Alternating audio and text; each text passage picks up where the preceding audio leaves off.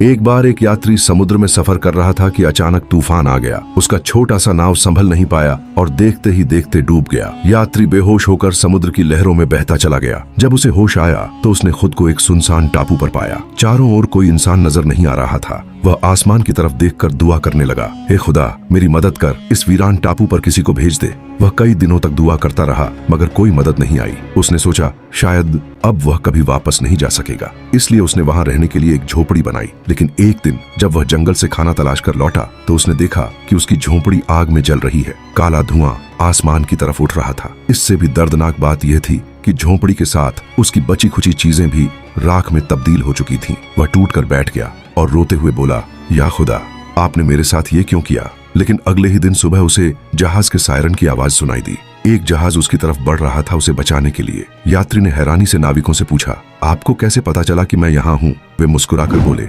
हमने धुएं का इशारा देखा था। यह सुनकर मछुआरे की आंखों से आंसू बहने लगे। वह आसमान की तरफ देखकर बोला, ए खुदा, मुझे माफ कर दे, मैं तुझसे शिकायत कर रहा था और तू तो मेरी मदद का इंतजाम पहले ही कर चुका था।